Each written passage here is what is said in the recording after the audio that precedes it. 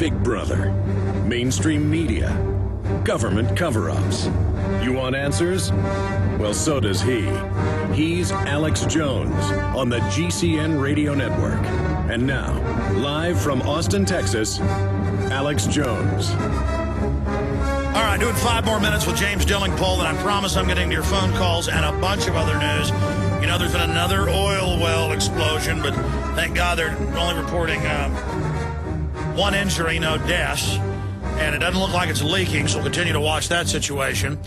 But let's go back to James Delingpole. You were finishing up your point about schools now are all about touchy-feely, worship the government, worship socialism, be guilty if you're a Westerner. And then at Copenhagen, the third world showed up thinking they were going to get some freebies from the West, and they said, no, we're going to tax you too, and all the money goes to the banks, and so they pulled out. But they're really teaching the children to hate themselves. Go ahead. Yeah, I think the bigger point I'd like to make, Alex, is that the world, the Western civilization right now is at a crossroads. And if we go the way the Greenies want to take us, we are going to go over a precipice. And I think, you know, it's up to America, really, to lead the way on this one. I mean, I personally believe that Obama is toast at the next election, but you know, the president's election. But I also believe that there is a danger that unless, you know, we can find a replacement for Obama, we don't just want another kind of, you know, a Me Too Republican. We need somebody who genuinely understands that big government has taken far too great a control of our lives, and that there are these organizations like the Rockefeller Foundation, like George Soros, who are essentially controlling the lives of ordinary people. We've got to claw back our liberties. We've got to stop schools teaching this government propaganda and let schools teach children, you know, facts again, you know, stuff that's actually grounded in reality, not eco-propaganda.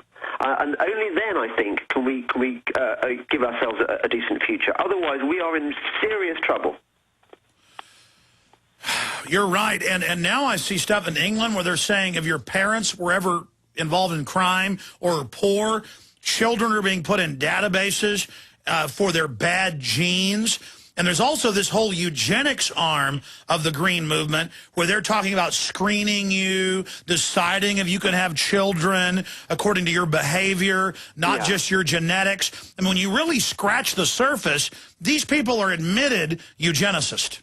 Yeah, well, eugenics, of course, was absolutely enormous in the first part of the 20th century and the late 19th century. And the only reason eugenics got a bad name for itself was because of the Nazis. Otherwise, I think they'd have carried on doing it now. But if you look at some of the writings of the Greens in the 50s and the 60s, what you realise is that it never really went away. These people hate humanity. These people deify nature.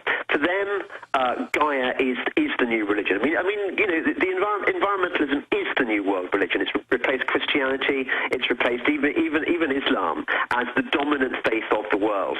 And you and I, and most of your listeners, I imagine, are considered heretics.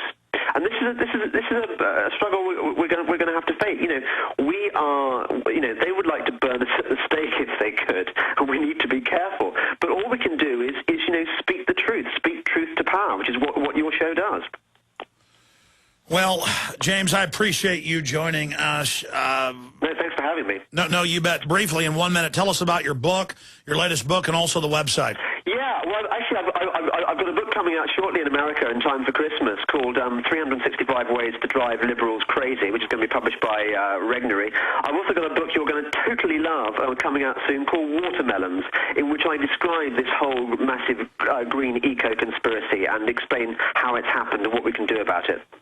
That's right. Watermelons, green on the outside, red on the inside. But, you know, I found it's more than a watermelon. It's green on the outside, red on the inside, and it's monopoly, capitalist, Rockefeller in the core. You know, I mean, the seeds of this are ultra-rich that want to collectivize our wealth and use government to suck it into their snouts. James Delingpole, thank you for joining us. Look forward to talking to you when the books come out. Thanks a lot. Bye-bye.